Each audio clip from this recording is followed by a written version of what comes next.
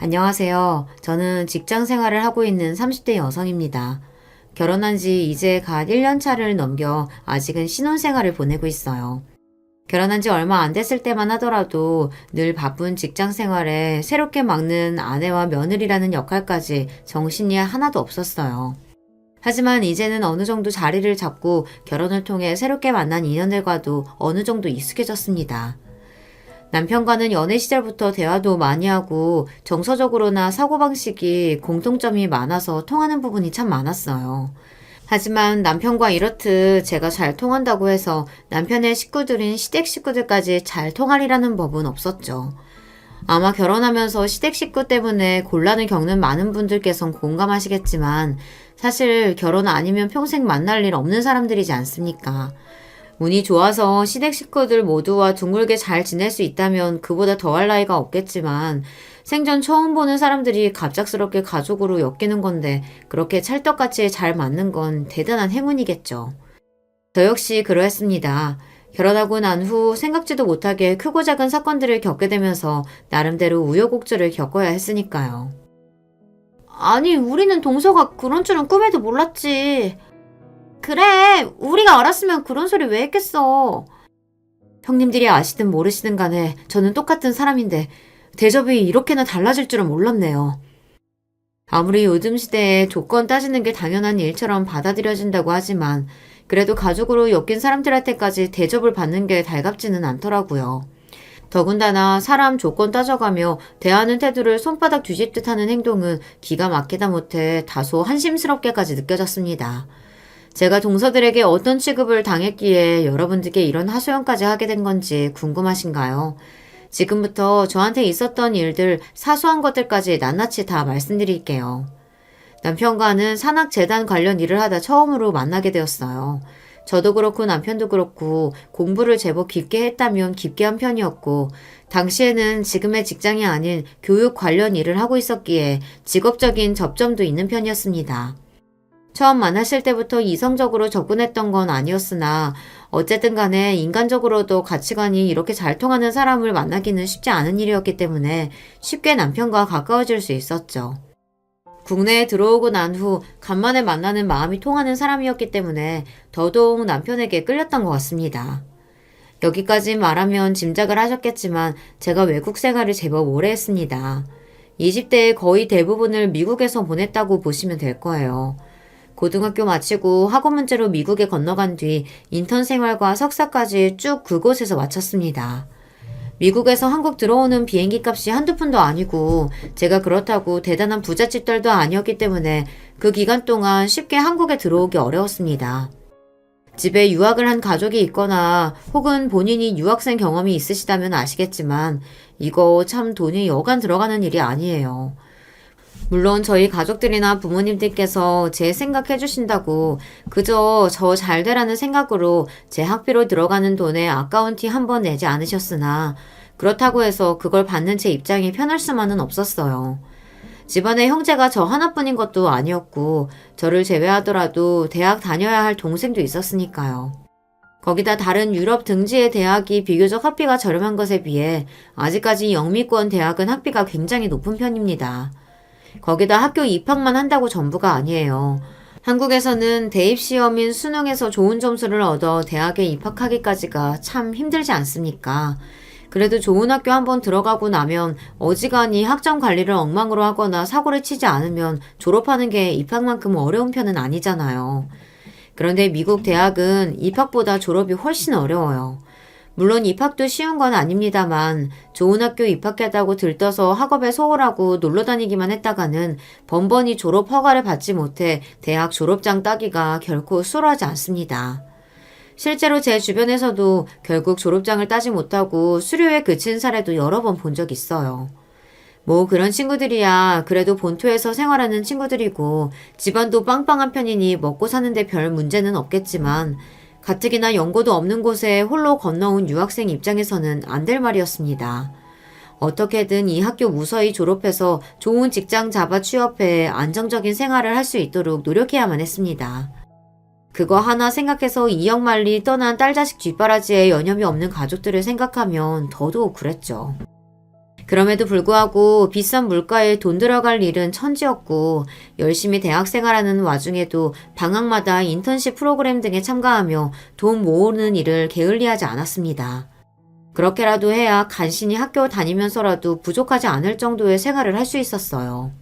학비야 어떻게든 부모님이 피땀 흘려 보내주신 돈으로 해결한다고 쳐도 차마 학비 이외에 들어가는 돈까지 다 바랄 수는 없었습니다.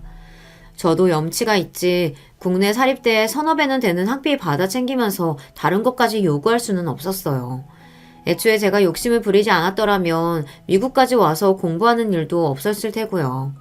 비록 비교적 편하게 대학 생활하는 다른 친구들을 보면 부러운 마음이 올라오는 것까지는 어쩔 수 없었으나 아무리 어린 날의 선택이었다 한들 제 스스로의 선택에 대한 책임을 저도 어느 정도는 져야 한다고 생각했으니까요. 그래도 일과 학업을 병행해가며 그 누구에게도 부끄럽지 않을 정도로 열심히 살았던 탓에 무난하게 졸업에 성공할 수 있었어요. 중간중간 방학에 인턴십 다녔던 회사들에도 제가 좋은 인상을 줬던 건지 졸업 학기에 스카우트 제의도 여러 받았습니다. 그 중에서 가장 좋은 조건을 제시해준 회사에 졸업과 동시에 입사를 하게 되었기에 제 미국 생활은 생각보다 더 길어지게 되었습니다.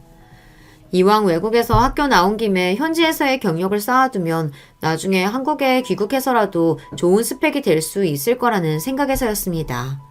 그러다 보니 저의 귀국은 차일피일 미뤄지고 있었어요. 물론 저 나름대로는 이곳에서 열심히 생활해서 어느 정도 삶의 기틀을 마련하고 자리를 잡았다고 생각했지만 애초에 대학을 졸업하면 좋은 일자리 잡아 귀국하고 싶었던 게 제 마음이었어요.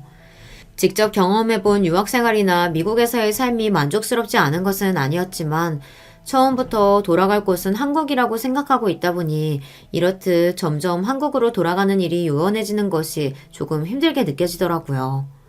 더군다나 제가 대학 생활이라도 좀 널널하게 하며 주위에 정 붙일 만한 사람들도 많이 만들고 그랬다면 또 모르겠으나 대학 생활 내내 그리 치열하게 공부하고 일하느라 몇몇 가까운 동기 한국 유학생들 말고는 마음속 깊이 가까워진 친구가 그리 많지 않은 편이었습니다. 애초에 한국 유학생이라는 사람들도 저와는 사회적 배경이 다른 경우가 대부분이었고 그렇다고 제가 그런 상황을 파악하고 인맥 만들겠다고 들기엔 그 정도의 뛰어난 사회성을 갖춘 사람은 또 아니었고요. 물론 성격이 둥글둥글하고 조용한 편이다 보니 학교 다니는 내내 다른 사람들과 크게 잡음 일으키지 않으며 두루두루 잘 지내긴 했습니다만 완전히 마음을 열 정도로 사람을 깊이 사귀기는 쉽지 않았습니다. 몇 안 되는 가까운 친구들도 이런 제 성격을 너그럽게 이해해주고 처음부터 제게 먼저 다가와준 친구들이었어요. 그 고마운 친구들 덕분에 외국 생활에 어려움을 겪을 때마다 많은 마음의 위로를 받았습니다. 하지만 제 마음속 뿌리 깊이 내려앉은 외로움까지 달래주기란 어려운 일이었겠죠. 미국에서의 생활이 길어질수록 그리고 내가 이곳에서 이방인이라는 사실을 실감하면 실감할수록 한국에 두고 온 가족들이 무척이나 그리웠습니다. 어쩌다 집안에 큰 행사가 생겨서 몇 년에 한 번 정도 짧게 한국에 들어갔던 것을 빼면 그리 그리운 마음에도 만날 수 없는 가족들이었어요.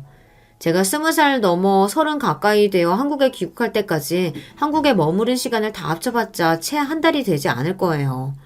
고국과 가족에 대한 갈증이 커질 수밖에 없었죠.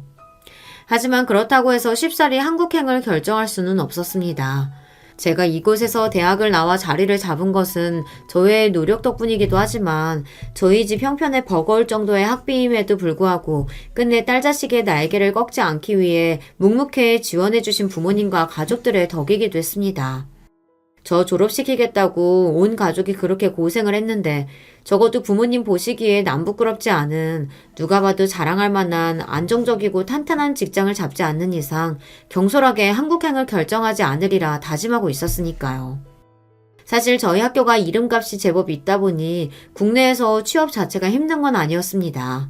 물론 회사마다 요구하는 바가 다르고 스펙이 높을수록 일자리가 많지는 않은 편이다 보니 자리가 한정적이긴 했지만 어찌되었든 들어가는 것 자체는 그렇게 힘든 편이 아니었어요.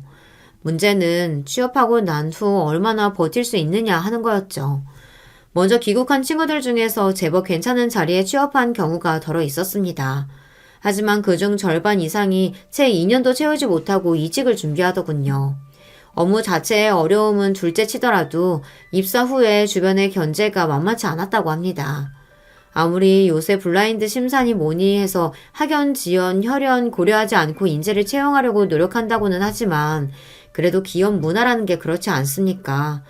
결국은 서로 엮인 인원들끼리 밀어주고 끌어주고 해가며 자리를 채우는 경우가 많은데 그런 사람들 입장에서 보기에 자기들하고 아무 연고도 없으면서 갑자기 외국에 있다가 튀어나온 저희 같은 사람들을 보는 시선이 그리 곱지 않았겠죠. 정정당당하게 따질 거 다 따져서 입사했음에도 불구하고 그런 따가운 눈총을 받지 않기가 어려웠습니다. 자기들 입장에서는 당연히 자기들 자리가 될 줄 알았던 걸 저희 같은 유학생 출신들이 체각이라도 한 것처럼 텃세를 부리는 경우도 심심치 않다고 들었어요. 원래 일이 힘든 건 견딘다고 해도 사람이 힘든 걸 못 견뎌서 회사 그만두는 경우가 많지 않습니까? 뭐 저희도 마찬가지였던 거죠. 저희 딴에는 잘못한 거 하나 없이 저희 인생 열심히 살아서 정정당당하게 들어갔는데 그리 사람이 못 견딜 정도로 몰아세우니 억울하고 괘씸하다는 생각을 지우기 어려웠고요. 내 보기에는 나보다 훨씬 못하는 인간들이 국내에서 줄 좀 잡았다는 이유로 나와 같은 혹은 나보다 더 좋은 대우를 받는 꼴을 못 보는 게 속이 부글부글 끓기도 했겠죠. 하여튼 이러저러한 이유로 국내에 돌아가더라도 한 직장에 진득하니 오래 머무르기가 쉽지 않은 것 같더라고요. 이런 이야기를 여러 번 접하다 보니 한국행을 결심하기가 더더욱 어려워졌습니다. 확실한 자리가 아니고서야 섣불리 움직일 일이 아니라고 생각했죠. 그렇게 한 해, 두 해 지내던 것이 거의 30이 될 때까지 미국 땅에서 벗어날 수 없었던 겁니다. 대학 생활까지 합치면 벌써 10년 가까이 국내에 들어가지 못하고 있었어요. 학교 다닐 때도 그랬지만 가족 하나 없는 곳에서 그 치열한 직장 생활하면서 심신은 날이 가도록 달아갔습니다. 물론 어디든 밥 벌어먹고 살기 쉽지 않습니다만 미국에서는 한국만큼도 노동자의 권리가 보장되어 있지 않은 편이에요. 철저하게 성과주의로 돌아가기 때문에 얼마 전까지 높은 급여를 받던 사람도 한번 삐끗하면 한국보다 훨씬 쉽게 해고되는 경우도 많았습니다. 그야말로 무한 경쟁 사회였어요. 애초에 타고난 성격 자체가 경쟁에 그리 맞지 않은 편이었던 저에게는 더더욱 견디기 힘든 상황이었습니다. 다들 그렇게 사니까 그런 줄 알고 산 거지. 안 그랬으면 얼마 버티지 못하고 나가 떨어졌을 거예요. 그렇게 삭막한 생활에 건조해져 가고 있을 즈음 오랜만에 한국 측에서 들어온 스카우트 제의는 제게 있어 반가운 일일 수밖에 없었습니다. 물론 그럼에도 불구하고 이 제안이 나를 한국에서 제대로 뿌리내리고 살 수 있게 해줄 수 있을지 철저하게 따져봐야 하긴 했지만 당장이라도 덥석 물고 한국에 돌아가고 싶은 마음이었어요. 그 정도로 한계까지 내몰려 있는 상황이었거든요. 경쟁사회에서 밀려나지 않으려고 밤낮 없이 노력한 탓에 어느 정도 돈은 모을 수 있었으나 돈을 모아봤자 쓸 시간조차 없었습니다. 처음 이곳으로 떠나올 때는 잘 배우고 좋은 스펙 쌓아 돌아가서 좋은 데 취직해 나 학교 보낸다고 고생하신 우리 엄마 아빠 호강시켜드리고 나도 조금은 삶의 여유를 누리며 살아가고 싶었다는 생각뿐이었는데 처음에 생각했던 제 목표와는 너무나도 동떨어진 생활을 하고 있었습니다. 다행히도 제게 스카우트 제의를 해주신 제 한국에서의 첫 직장의 복리후생이 제법 괜찮았습니다. 이만하면 최상급은 아니라고 하더라도 귀국한 지 얼마 되지도 않아 지쳐 나가 떨어지지는 않겠다는 결론에 주저없이 한국으로 돌아가는 짐을 쌌습니다. 그래도 근 10여 년을 생활한 미국이었는데 한국으로 돌아간다고 생각하니 크게 아쉬움도 남지 않더라고요. 미국은 저를 이만큼 성장시켜준 고마운 곳이기도 하지만 결국 제가 평생을 머무를 수 있는 곳이라고 생각하지는 않았던 것 같습니다. 그렇게 미국을 떠나 그토록 그리워했던 제 가족의 품으로 다시 돌아올 수 있게 되었어요. 처음 얼마간은 오랜만에 시작하는 한국 생활에 옮겨온 곳에서의 새로운 직장 생활까지 정신이 하나도 없더라고요. 어디나 일하는 곳 쉽지 않다는 건 알고 있었으나 그래도 한국의 직장 생활과 기업 문화는 또 미국하고는 다르더라고요. 미국에서도 그런 생활에 적응하기가 쉽지 않았는데 한국에서는 또 한국대로 적응이 결코 쉽지는 않았습니다. 게다가 미리 들어온 친구들이 경고했듯 이미 학연, 지연 등을 바탕으로 자기들끼리 세력이 나뉘어져 있는 사람들 사이에서 인적 기반 없이 회사에 적응하는 일이 결코 녹록치만은 않았습니다. 한국 사회의 지인 끌어주기가 이렇게 엄청나다는 걸 실감한 순간이기도 했어요. 그래도 사람들이 다들 머리가 돌아가서 대놓고 저 같은 해외 대학 출신들을 배척하지는 못했으나 기회가 될 때마다 본인 출신 학교의 후배들에게 더 기회를 몰아준다는 걸 눈치채기 어렵지 않았습니다. 뭐 사람 심리라는 게 이왕이면 자기 가까운 사람 잘 되기를 바라는 건 맞으니 어쩔 수 없는 부분이라고 생각하면서도 아예 억울한 마음을 내리 누를 수만은 없었죠. 저들 역시 이 안에서 살아남겠다고 노력했겠지만 저 역시 남들 보기 부끄럽지 않을 정도로 노력하면서 쌓아온 세월이었으니까요.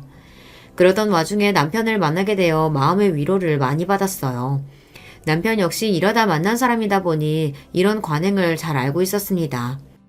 국내 유수의 대학을 졸업한 남편은 이런 한국 사회 학연 지원의 혜택의 중심에 있는 사람이었으나 그럼에도 불구하고 본인과 다른 환경에 처한 제 입장을 잘 고려하고 배려해 줄 줄 아는 사람이었습니다. 남편은 서울대학교 출신이에요. 아무래도 국내에서 최고로 손꼽히는 대학 출신이다 보니 어디든 한 자리 한다는 사람들 중에는 꼭 이 학교 출신들이 있었습니다. 저와는 달리 사교성이 좋고 싹싹한 남편이었으니 이런 이점은 더욱 빛을 발했을 거예요. 하지만 그런 점을 알고 있었음에도 불구하고 인맥에 기대려들지 않고 항상 노력을 게을리하지 않으며 자기 힘으로 성취하고자 하는 남편의 진취적인 성격과 마음가짐이 참 돋보였습니다. 그런 남편 곁에서 새로이 시작하는 한국 사회생활에 대한 불안감을 잠재울 수 있었어요. 아마 남편이 없었더라면 한국에 들어와서 적응하는데 훨씬 오랜 시간이 들었을 겁니다. 어쩌면 타국인 미국에서 받았던 것보다 더한 상처를 받을 수도 있었겠죠. 그걸 생각하면 지금도 남편한테는 참 고마운 마음입니다. 오랜 외국 생활로 지친 딸자식에게 저리 위안을 가져다주고 짝싹한 성격으로 당신들에게까지 정겹게 거는 남편을 저희 부모님과 친정 식구들 역시 많이 좋아했어요. 저희 식구들과도 가족처럼 어울리는 남편과 결혼을 결심한 건 어찌 보면 당연한 일이었던 것 같아요. 시부모님 역시 남편처럼 정이 많고 따스한 분이셨어요. 남편은 아들만 셋인 집 막내예요. 시부모님께서는 아들 셋을 다 서울대에 보내신 분들이셨습니다. 그 들어가기 어렵다는 서울대를 아들 셋을 모두 들여보냈으니 주변 사람들의 부러움을 한몸에 받는 분들이셨죠. 일평생을 도대체 자식들 교육을 어떻게 시켰길래 아들 셋을 다 서울대에 보낼 수 있었냐며 비결 좀 알려달라고 성화를 부리는 사람들 때문에 시달리기도 어지간히 시달리신 게 아니셨습니다. 제가 처음 한국에 들어왔을 때 제 출신 학교 때문에 주변에서 말들이 많았거든요. 저에 대해 제대로 알지도 못하고 대화 한번 해본 적도 없으면서 제가 별 노력도 없이 학벌로 쉽게 자리를 따낸 것처럼 뒤에서 안 좋은 소리를 하고 다니는 사람들도 제법 있었습니다. 뭐 그런 게 사내 정치라고 하면 아예 이해 못할 것도 아닙니다만 제 입장에서는 억울한 소리 아니겠습니까? 저 나름대로는 10여 년이 다 돼가도록 타지에서 외롭게 생활하면서 힘겹게 제 커리어를 쌓아 올렸는데 고작 학벌로 쉽게 사는 사람을 취급당했으니 말이에요. 참 희한한 게 제 출신 학교를 들으면 사람들이 저희 집 사정도 모르면서 당연히 저희 집이 부유할 거라고들 생각하시더라고요. 물론 비율로 따지면 주변에 같은 대학 출신 중에 그런 환경에서 자란 사람들이 많기는 했습니다만 그렇다고 저도 그런 집 출신인 건 아니니까요. 그리고 그렇다 한들 그런 친구들도 졸업한다고 매일같이 날밤을 새가며 잠 줄이고 공부에 매달려야만 했죠. 원래 남의 성취라는 게 자기가 겪은 일이 아니다 보니 참 쉽게 느껴지지만 당사자에게는 그게 또 다른 문제 아니겠습니까? 잘 알지도 못하면서 내 노력을 폄하하고 깎아내리려 드는 사람들에게 시달리다 보니 한국 들어오고 나서 아예 저 나온 학교 얘기 꺼내는 것만으로도 피곤해지더라고요. 괜히 안 들어도 될 소리 일일이 대꾸해주는 것도 성가신 일이었고요. 물론 직장에서야 이미 어느 정도 제 배경에 대한 소식이 쫙 퍼져 있으니 이제 와서 그런 소리 하지 않는다고 한들 큰 효과는 없었지만 밖에서 다른 사람 만난 일이 있으면 굳이 제 출신 학교 이야기를 꺼내지는 않았습니다. 처음 시부모님께 인사드렸을 때 제가 미국 생활을 오래 하고 거기서 학교까지 나왔다는 걸 알고 두 분 눈이 호기심으로 반짝였어요. 하지만 이내 제가 귀국한 뒤에 이러한 문제들로 속을 끓였다는 말씀을 드리자 두 분 역시 깊은 공감의 뜻을 비치셨습니다. 내가 주아 씨가 무슨 뜻으로 말하는지는 잘 알겠어요. 우리 상훈이도 그렇고 얘 위로 형 둘이 있는 녀석들도 다 서울대를 보내놔서 그런지 이 사람이나 나나 꽤나 배운 사람들이라고 다들 착각하더라고.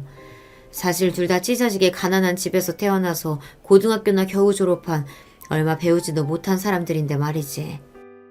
그런 사람들 앞에서 처음에 고졸이라는 얘기하기가 얼마나 민망하고 부끄럽든지. 우리가 절대로 만만하게 살아온 게 아니고 열심히 살아왔다고 자부하면서도 그렇게 당연하다는 듯이 학벌 얘기 꺼내는 데서는 사람이 어쩔 수 없이 작아지더라고. 좋은 학교 간 것도 저들이 알아서 해준 덕에 그런 거지. 우리야 그저 하루하루 열심히 살면서 성실하게 지낸 것밖에 달리 한 것도 없거든. 시부모님 두 분은 장사로 집안을 일으키신 분들이셨습니다. 사람이 사는 길에 대학만 있는 것도 아니고 그저 다른 이들에게 죄짓지 않고 부끄럽지 않게 살면서 본인 노력으로 일군 것들은 모두 자랑스럽게 생각해야 마땅하다고 저는 생각하고 있으나 사실 세상 돌아가는 게 꼭 그렇지만은 않지 않습니까? 사람이 지식이 많다고 해서 꼭 지혜로운 법도 아니고 학벌이 좋다고 해서 인격적으로 훌륭하다고 보장받는 것도 아닌데 아무래도 그런 사람들을 사회적으로 더 취급해주는 게 맞긴 하니까요. 조금 결이 다르기는 하지만 학벌 얘기 꺼내는 걸 불편해한다는 점에서는 시부모님과 제 가치관이 일치하는 편이었습니다. 어딜 가든 낱말하기 좋아하는 사람들이야 늘 있는 법이지. 이런 얘기가 불편하게 여겨질 수도 있어. 특히나 주아양은 귀국하고 나서 학벌 문제로 시달리는 일이 많았으니 우리랑 경우는 다르다고 해도 그 마음이 이해가지 않는 건 아니네요. 참, 이럴 때는 많이 배운 사람들도 좋은 면만 있는 건 아니구먼. 그래서 굳이 꼭 필요한 경우가 아니면 제 학벌에 대한 이야기를 가급적이면 일부러 꺼내지 말아주십사 하는 제 부탁을 흔쾌히 들어주신 시부모님이셨습니다. 사실 유학파 며느리 보면 시부모님 입장에서는 주위 지인들에게 자랑하고 싶으실 법도 한데 이런 부분까지 저를 배려해 주시는 모습 역시 남편이 저런 부모님을 닮아서 성정이 저런 거구나 하고 생각하게 되더라고요. 어떻게 되었든 간에 저한테는 감사한 일이었죠. 그게 칭찬에서 비롯되었건 시기에서 비롯되었건 제 학벌에 대한 얘기가 나올 때마다 어색한 미소로 처음 보는 사람들을 응대하는 일은 피로도가 높은 일이었으니까 말입니다. 그래서 따로 시부모님만 먼저 뵙고 난 후 나머지 시댁 식구들 만났을 때 굳이 제 학교 이야기가 더 나오지는 않았습니다. 온 가족이 함께 모이는 자리 이전에 막내 동생 새색시대 아가씨가 궁금하다는 성화에 우선 남편의 두 형님들, 즉 제 아주버님들과 먼저 대면하게 되었습니다. 처음 만나는 사이끼리 하는 일이나 서로의 집안 이야기 등을 나누다 자연스럽게 학교 이야기도 나오게 되었습니다. 아무래도 삼형제 모두 서울대를 나왔다 보니 이야기하는 도중에 본인들 모교 이야기가 자연스럽게 나오더라고요. 일부러 국내 최고 대학에 나왔다고 티를 내거나 하는 것이 아니라 그 형제들 사이에서는 당연한 일이다 보니 나온 이야기라는 걸 눈치챌 수 있었어요. 저야 뭐 국내 대학 사정은 잘 모르니까 잠자코 있었죠. 학교 얘기에 제가 조용해진 걸 눈치챈 큰 아주버님께서 아차 싶었는지 제게 사과의 말씀을 전하셨습니다. 아이고, 세 사람 불러놓고 나서 너무 우리끼리만 얘기했네. 미안해요. 이렇게 남자들이 배려심이 없어. 내가 내 얘기 아니라고 너무 입 다물고 있었던 게 오히려 아주버님들을 불편하게 했나 싶어 저는 그저 괜찮다고 손사래를 치며 이렇게 이야기했습니다. 아니에요. 그냥 제가 국내 대학 사정은 잘 몰라서요. 하시는 말씀 재밌게 잘 듣고 있어요. 제 말을 어떻게 받아들이셨는진 몰라도 그게 제게 그리 편치 않은 주제라고 생각하셨는지 금세 화자를 바꾼 아주버님들이었습니다. 두 분 모두 말재주가 뛰어나신 편이라 시간 가는 줄 모르고 즐거운 자리였어요. 남편 형제 되는 분들 처음 만난 자리라고 다소 긴장을 하고 있었는데 일이 편안하게 만들어주시는 걸 보면 앞으로 결혼해서도 잘 지낼 수 있을 것 같아 한시름 놓였습니다. 두 분은 벌써 결혼해서 가정을 꾸리고 계셨어요. 큰형님이야 남편과는 나이 터울이 조금 있는 편이라 결혼해서 초등학생 아들을 두고 계셨고 작은형님은 나이에 비해서 조금 일찍 결혼하신 편이라서 큰형님네와 동갑인 딸아이를 키우고 계셨습니다. 다음에 우리 처랑 아이들도 다 같이 한번 봅시다. 우리 가족 된 거 정말 환영해요. 네, 감사해요. 아직 형님 되실 손윗동서 두 분은 만나뵙지 못했지만 남편 되시는 분들이 절이 싹싹하고 밝으신데 형님 되실 분들과도 잘 지낼 수 있지 않을까 하고 기대가 되었습니다. 그래서 처음 만났을 때 생각보다 대면대면한 손윗동서들 태도가 조금 당황스럽게 느껴졌어요.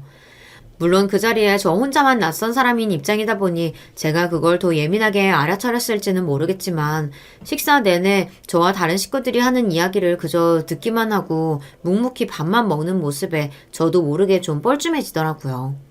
더군다나 그날의 주인공 격인 제 쪽으로는 눈길도 한번 제대로 안 줬으니 제 입장에서는 그 두 사람이 저를 그다지 반가워하지 않는다는 걸 알아차리는 게 어렵지 않았습니다. 형님들이 제게 왜 그런 태도를 보였는지 그 이유를 알게 된 것은 결혼 이후였어요. 결혼 전까지는 사실 형님들과 크게 마주칠 일이 없었고 남편이나 저나 둘 다 직장 생활하면서 결혼 준비까지 하느라 워낙 바빴기 때문에 시간 빼기가 더더욱 어려웠습니다.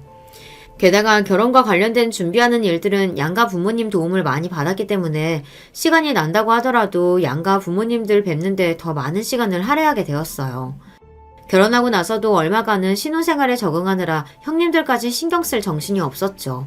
어느 정도 생활에 적응이 되고 난 후에야 대충의 상황 돌아가는 꼴을 파악할 수 있게 되었습니다. 그날은 둘째 아주머님 부부가 부부 동반 모임에 참석한다고 시조카인 영지를 저희 부부에게 맡기신 날이었어요. 마침 주말이기도 했고 결혼 이후에 아직은 어색한 사이였던 시조카와 조금은 가까워질 수 있지 않을까 하는 기대에 흔쾌히 아이를 봐드리기로 했습니다. 그렇게 저희 집으로 온 아이는 책가방이 빵빵하도록 책을 짊어지고 왔습니다. 주말임에도 불구하고 쉴 새 없이 학원이며 학교 숙제가 잔뜩 쌓여 있어서 새 식구가 된 작은엄마에게 쑥스러워 기어들어가는 목소리로 겨우 인사만 하고 고개를 받고 공부만 하는 아이였습니다. 그래도 주말인데 아직 중학생도 되지 않은 아이가 저 많은 숙제에 파묻혀서 쉬지도 못하고 있는 걸 보니 마음이 좀 안 좋더라고요.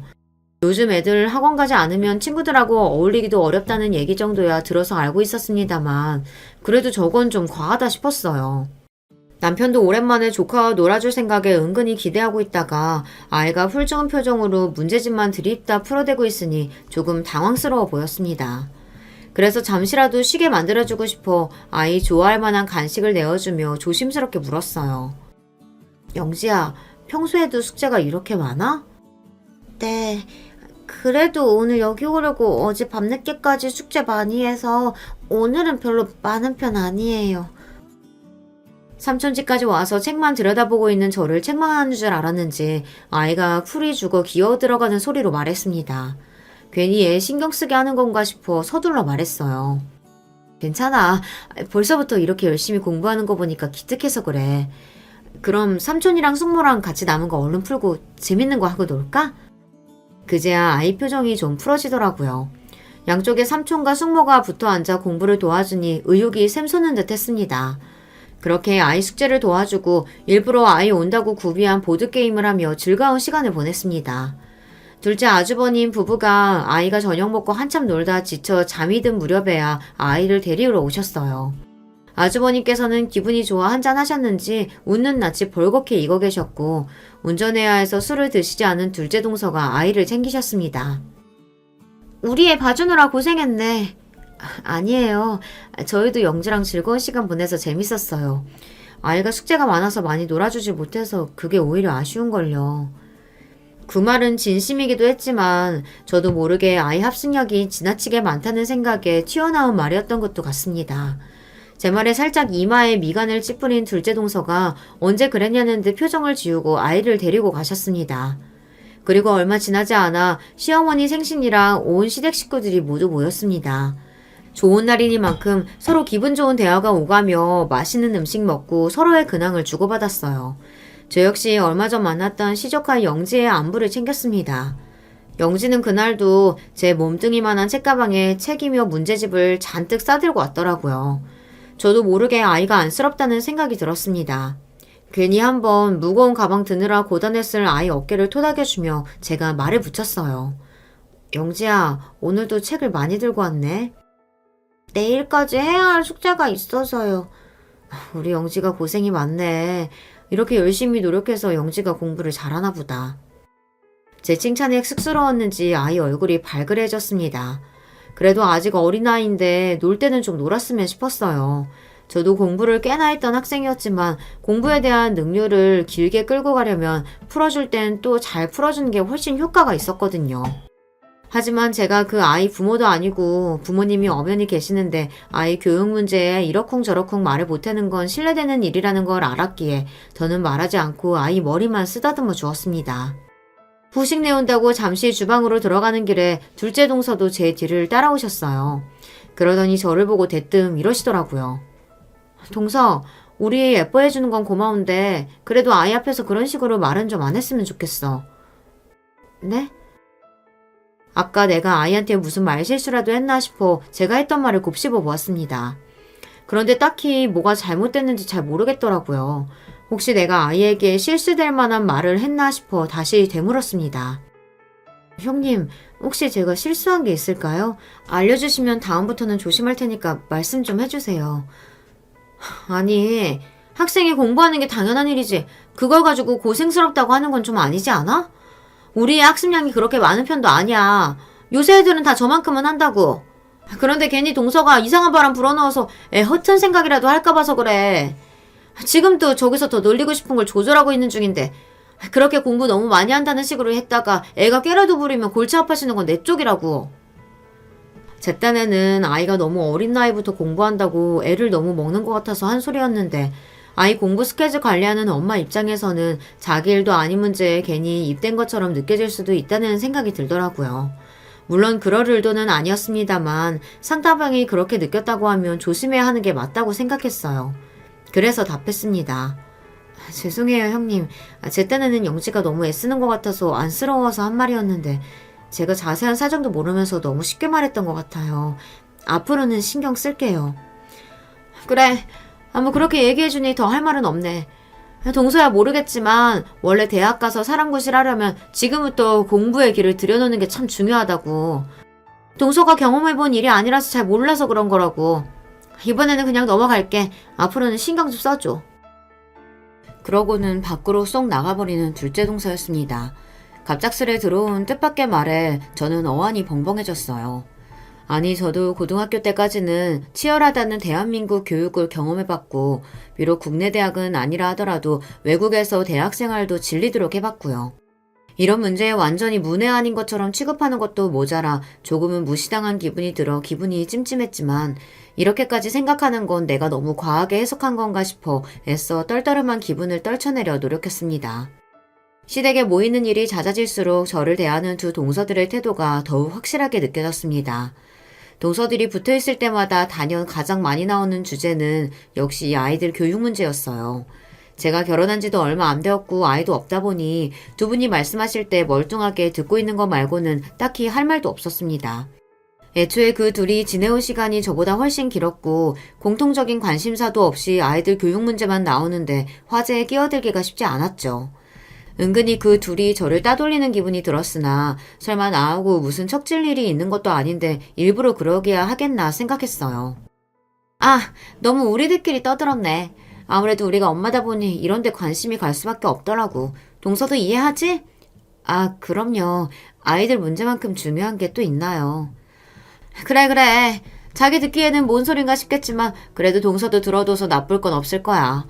지금껏 동서야 대학을 다녀본 것도 아니고 무슨 소린가 싶겠지만 우리 도련님하고 결혼한 이상 애가 생기면 당연히 대학을 보내야 할 거 아냐.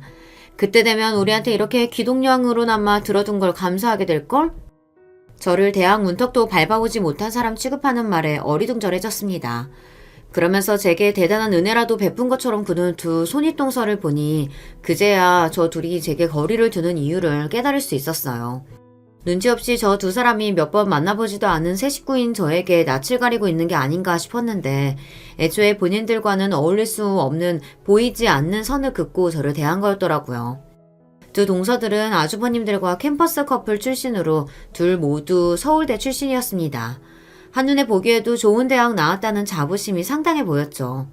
도대체 저 두 사람이 어쩌다 저를 대학은 구경도 해보지 못한 고졸 출신이라고 오해하고 있는지는 둘째 치더라도 대학 안 나왔다고 생각한 것만으로 사람을 이렇게 은근히 무시하고 깔보다니 실망스러움을 감추기 어려웠습니다.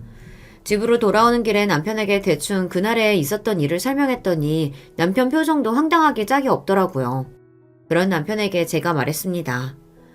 아무래도 아주버님들 처음 뵀을 때 내가 국내 대학 사정 잘 모른다고 한 걸 대학 안 나와서 그렇다고 착각하신 것 같아.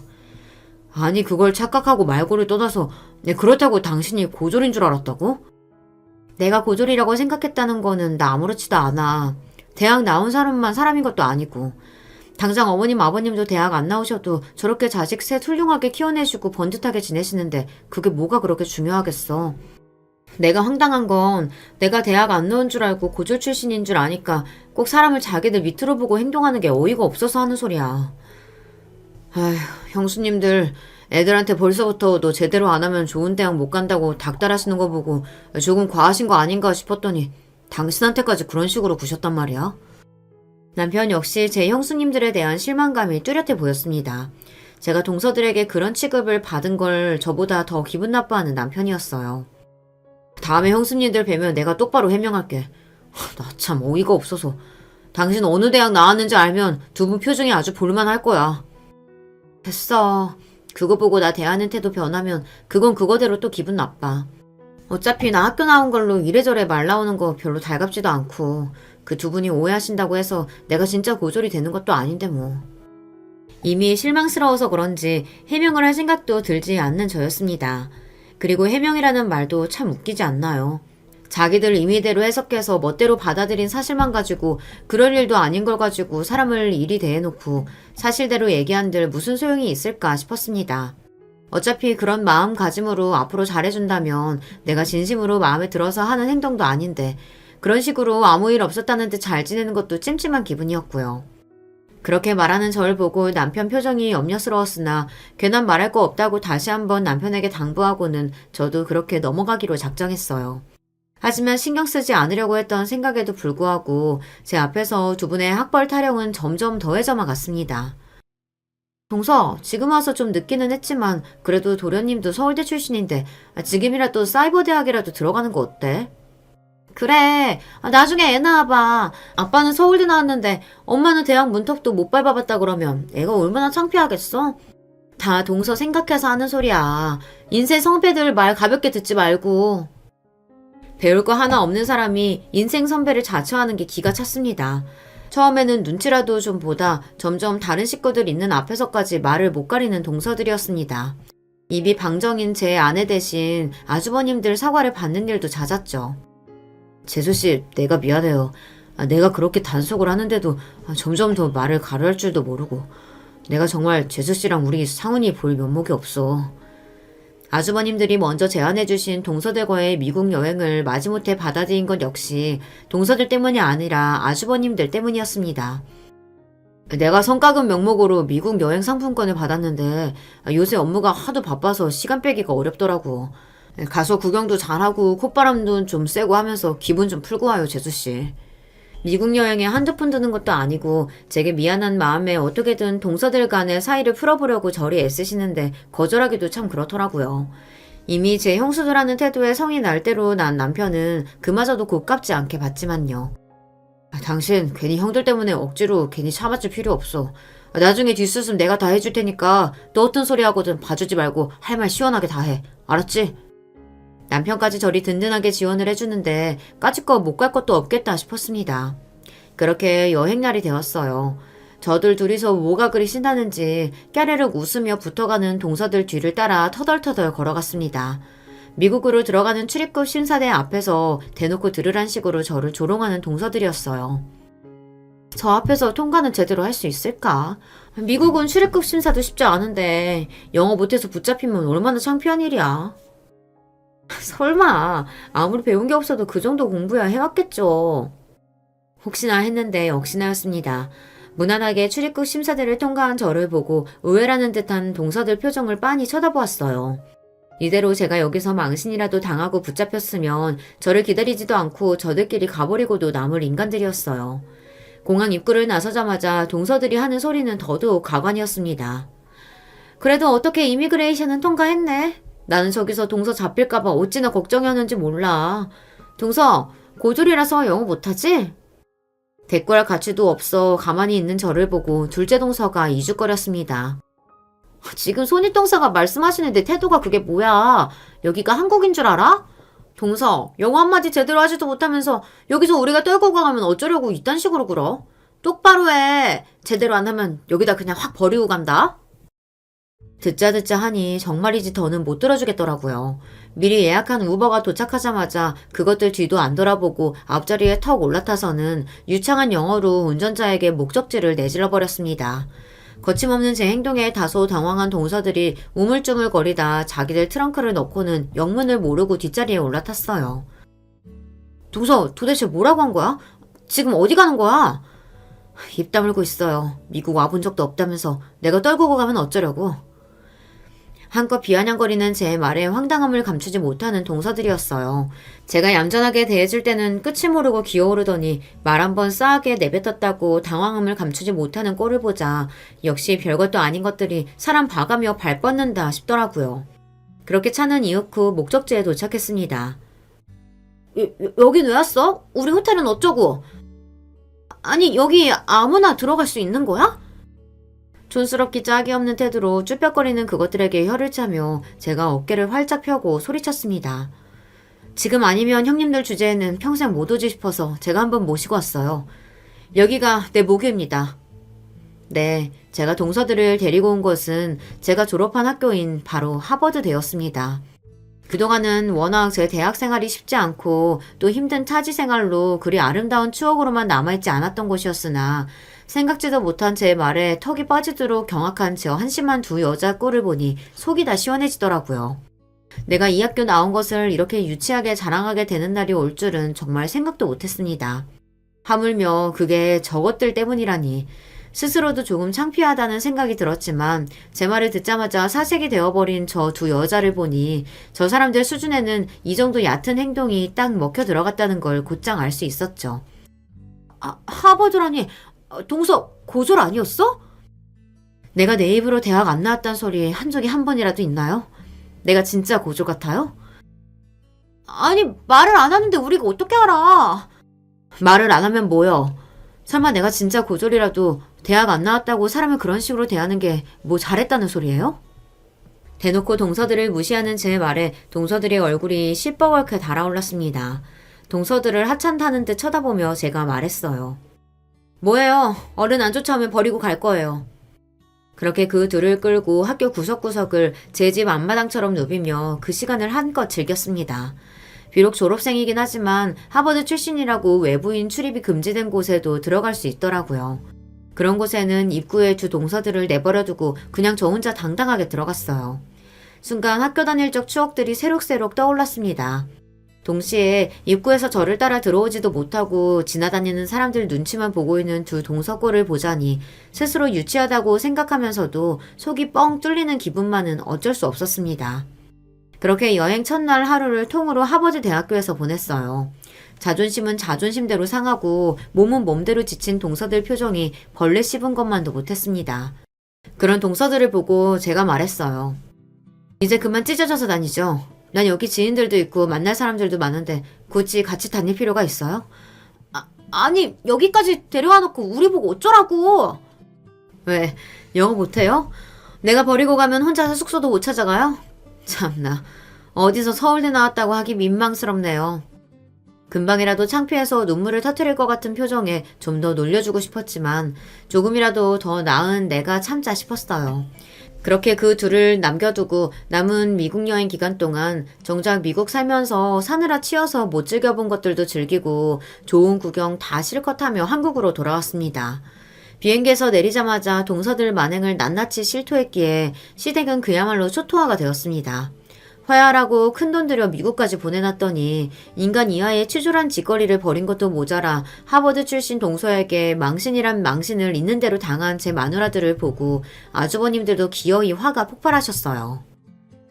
도대체 당신은 생각이 있어 없어? 이게 무슨 망신이야? 당신 수준이 이것밖에 안 되는 여자였어? 번데기 앞에서 주름 잡는 것도 정도가 있지. 그간 재수씨가 당신 하는 걸 보고 얼마나 우스웠겠어?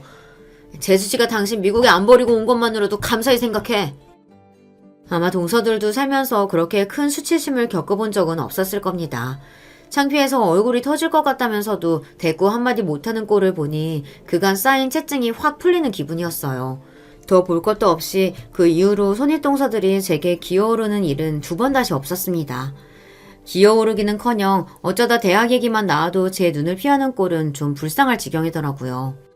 당신들 인생의 가장 큰 자부심이 학벌이었을 테니 제 앞에서는 평생 저리 쪼그라져 살겠죠. 전에 없이 유치한 일을 벌이기는 했습니다만 알터니가 빠진 심정이니 이만하면 잘 정리되었다 싶어요. 사람 참 각양각색이라고 하지만 살다 보니 정말이지 별일이 다 있어요. 이렇게 두 손이 동서들과의 갈등은 잘 마무리되었습니다. 이야기 들어주신 여러분 정말 감사드려요. 안녕하세요. 아이 둘 키우는 엄마입니다. 자식 키우는 것이 보통 일이 아니지만 그래도 눈에 넣어도 하나도 아프지 않을 이 아이들이 조금씩 커가는 모습을 보는 것이 부모로서 인생의 가장 큰 즐거움이겠죠. 그런데 이런 예쁜 아이들이 자라면서 험한 일을 겪는다면 부모의 마음이 당연히 찢어지겠죠? 게다가 아이가 겪었던 그 일을 그 당시 바로가 아니라 시간이 한참 지나서야 알게 되면 아이들에 대한 미안함은 물론 아이들에게 미리 더 집중하지 못했던 스스로를 무척이나 탓하게 된답니다. 아직은 무슨 이야기인지 잘 모르시겠죠? 지금부터 차근히 그 이야기를 풀어나가 보겠습니다. 저는 일만 하고 사느라 비교적 늦은 33살의 나이에 결혼했습니다. 요즘 치고는 그렇게 늦은 나이도 아니지만 그때까지만 해도 노처녀가 드디어 시집 간다면서 친정에서는 다들 환호성을 질렀습니다. 시어머니는 나이 많은 저를 그다지 달가워하지 않았고 어렵게 승낙받은 결혼식이 끝나기가 무섭게 나이가 많으니 얼른 아이를 가지라는 시어머니의 성화에 시달려야 했습니다. 하지만 저희 부부가 아이를 가지기 위해서 정말 많은 노력을 했지만 아이가 잘 들어서지 않았어요. 시어머니는 전통적인 사고방식을 가진 분이라 그런지 아이가 들어서지 않는 것이 은근슬쩍 여자인 저에게 문제가 있는 것처럼 한 번씩 제 속을 긁어 놓으셨습니다. 우리 때는 아들 못 낳으면 쫓겨나는 일이 다반사였는데 세상이 참 좋아졌지 뭐냐? 요새는 아예 작정하고 애 안 낳고 사는 사람들도 많다고 하니 말세야 말세. 시어머니의 이런 말은 겉으로는 애를 안 낳고 사는 딩크족을 욕하는 말 같지만 사실은 아직 애를 낳지 못한 저를 겨냥해서 한 말이었습니다. 그러고 있자면 저희보다 늦게 결혼했음에도 이미 아이를 낳은 손아래 동서가 시어머니가 말리는 척하면서 끼어들곤 했습니다. 어머님, 요새는 어디 가서 그런 말씀하시면 큰일 나요. 애 안 낳고 사는 것도 권리라면서 얼마나 당당한데요. 그쵸, 형님? 저는 오히려 형님네가 부러워요. 아휴, 준영이는 이제 태어난 지 5개월이라 그런지 어찌나 손이 많이 가는지 아세요? 저희도 그냥 딩크족으로 살 걸 그랬어요. 저는 사실 시어머니보다 동서의 말이 더 얄미웠습니다. 저희가 안 나오려고 안 나온 것도 아니고 무던히도 노력하는데 안 되는 거 뻔히 알면서도 은근슬쩍 자기는 애 있다는 걸 과시하면서 약 올리는 그 말이 아주 거슬렸거든요.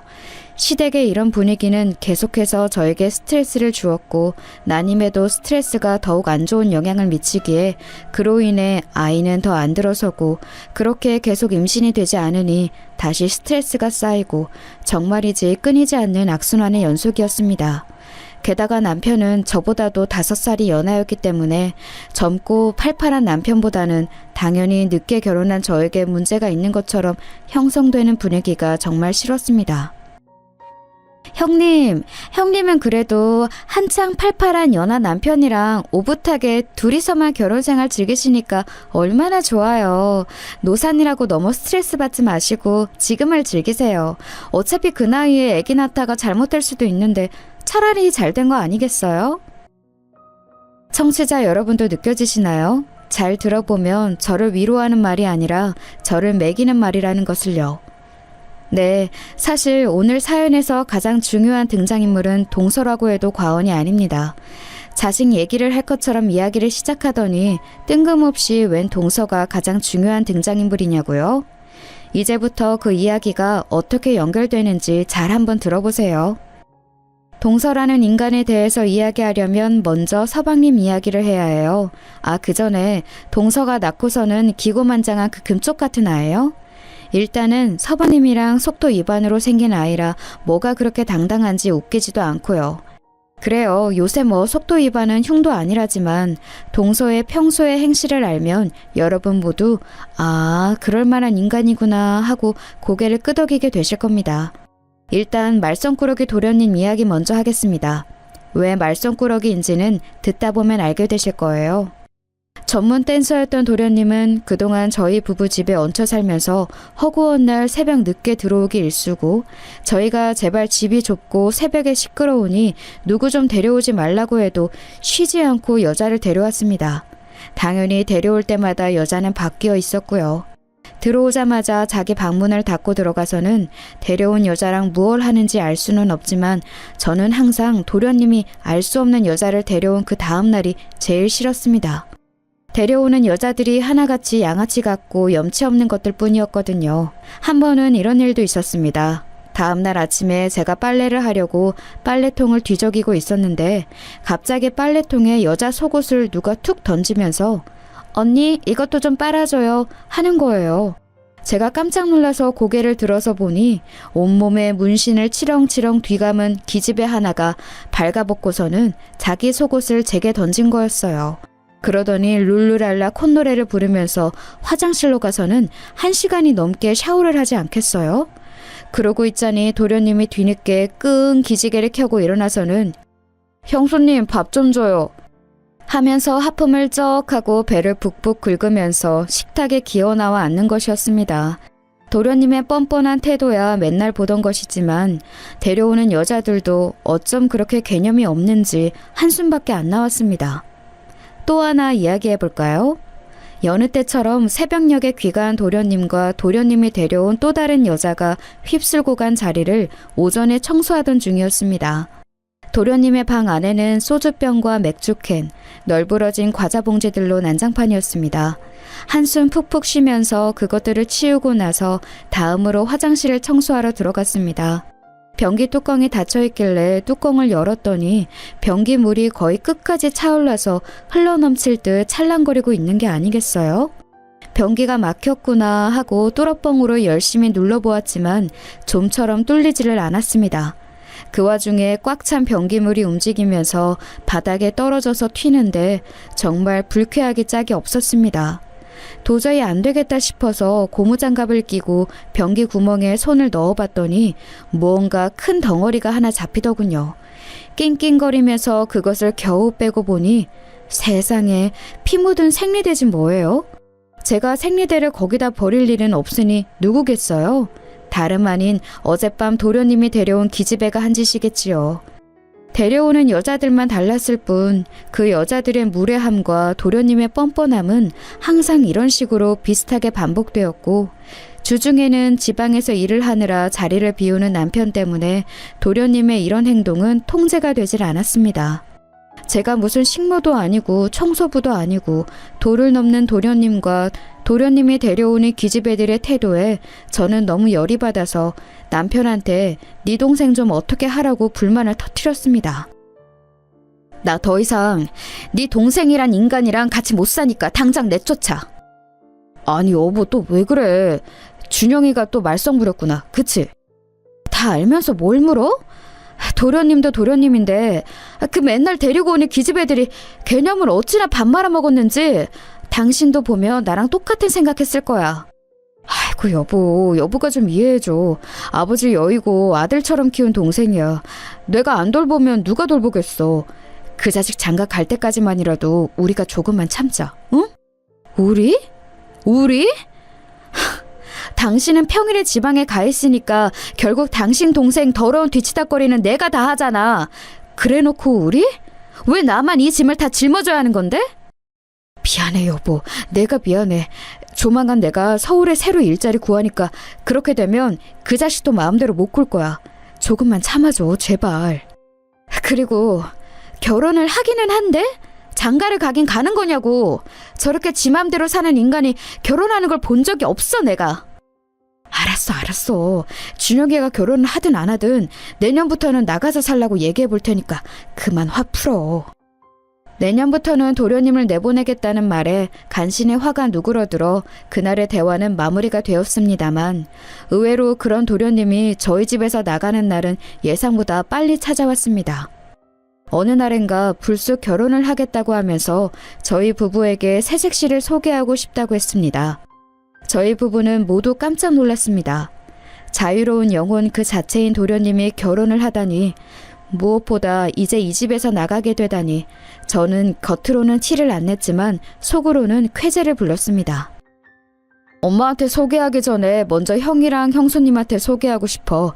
형수님은 집에 한번 보신 적 있을 거예요. 아무튼 이번 주말에 인사 온다니까 예쁘게 좀 봐줘. 도련님의 그 말을 듣는 게 좀 느낌이 쌓였습니다. 제가 전에 본 적이 있다고 한다면 분명히 집에 데려온 여자들 중 한 명일 텐데 그 중에 제 마음에 드는 사람은 단 한 명도 없었거든요. 그리고 제 불길한 예감을 적중을 하고야 말았습니다. 약속한 식사 장소에 저희 부부와 도련님이 먼저 도착해 있었는데 도련님의 색시될 사람이 뒤늦게 나타났습니다. 안녕하세요. 조수진이라고 해요. 어머 언니! 안녕하세요. 저희 구면이죠.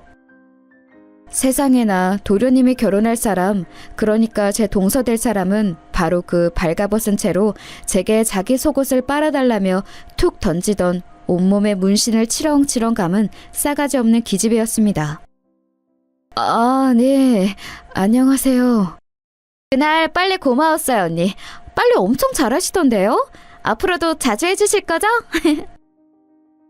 여러분은 초면에 손윗동서에게 앞으로 빨래 자주 해달라는 부탁을 하는 사람을 보신 적이 있나요? 거짓말 같다고요? 거짓말 하나도 안 보탠 100% 실화입니다. 제가 너무 기가 막혀서 어버버하고 있으니까 도련님이 도와준 잡시고 한마디 거들었습니다. 아, 형수님, 이 사람이 애교가 참 많죠?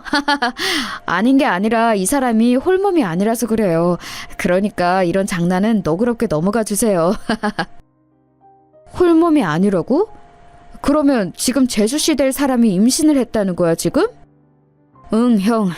내가 왜 결혼을 결심했겠어. 아기 아니었으면 나는 평생 결혼 안 했을 거야. 근데 운명이란 게 있나 봐. 이렇게 수진이가 내 아기를 임신하게 될 줄 누가 알았겠어. 내가 이제 아빠가 된다고, 형. 도련님은 싱글벙글 신나서 임신 사실을 얘기했습니다. 하지만 저는 도련님의 평소 행실과 동서될 사람의 안 좋은 첫인상 때문에 두 사람의 혼전 임신이 좋게만 보이지는 않았습니다. 하지만 어쨌거나 새로운 생명의 탄생이 예견되어 있었기에 두 사람의 결혼식은 급속도로 진행되었고 그렇게 얼마 지나지 않아 아기가 태어나게 되면서 형인 저희 부부보다 동생네 부부가 먼저 아이를 가지게 되었습니다. 그리고 그것은 결혼하고서도 아기를 오랫동안 가지지 못하는 제게 큰 자격지심으로 작용하게 되었습니다. 서두에 말씀드린 것처럼 시어머니의 잔소리와 동서의 비아냥거림을 동시에 견뎌야 했으니까요. 저는 무엇보다 제가 가장 싫어하는 부류의 인간이 제가 가장 갖고 싶은 것을 가지고 있다는 사실이 너무 괴로웠습니다. 가장 싫어하는 부류의 인간이란 예의라곤 찾아볼 수 없는 누가 봐도 결혼 전에 양아치처럼 살던 동서이고 가장 갖고 싶은 것은 다름 아닌 아기였습니다. 그렇게 갖고 싶었지만 저는 못 가진 아기를 제가 가장 싫어하는 인간이 가지고서 저렇게 으스대니 제 속이 남아날 리가 없었지요. 그런데 하늘이 저의 간절함을 알았는지 여러 번의 인공수정 시도 끝에 모든 것을 포기하고 있을 무렵 정기검진차 들렀던 산부인과에서 저는 놀라운 소식을 듣게 되었습니다. 축하드립니다. 임신이에요. 쌍둥이에요. 저는 안정을 취해야 한다는 선생님의 말에도 그 길로 거의 한달음에 집으로 달려와 남편에게 이 소식을 알렸습니다. 그게 정말이야? 와, 여보 고생했어. 정말로 고생했어. 고마워. 문자 그대로 세상 모든 것을 다 가진 것 같았습니다. 게다가 하나도 아니고 쌍둥이라니. 저는 그렇게 40이 다 된 나이에 쌍둥이 엄마가 되었습니다.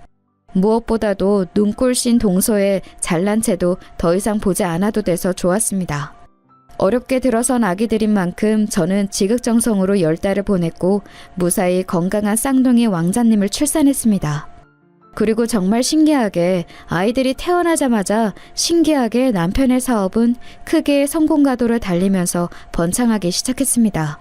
사세는 점점 확장해서 해외에까지 진출했고 남편은 이참에 본격적으로 해외에서 사업을 시작해보겠다며 저희를 모두 데리고 싱가포르로 이주를 했습니다. 듣기 싫은 시어머니 잔소리와 보기 싫은 동서를 안 보고 살아도 되니 금상첨화였습니다. 거기서 아이들이 초등학교 졸업할 때까지 살았는데 그때가 저희 가족의 황금기가 아니었나 싶습니다. 지금도 가끔은 남편과 함께 아이들을 데리고 싱가포르에서 살았던 그 시절이 너무너무 그립습니다.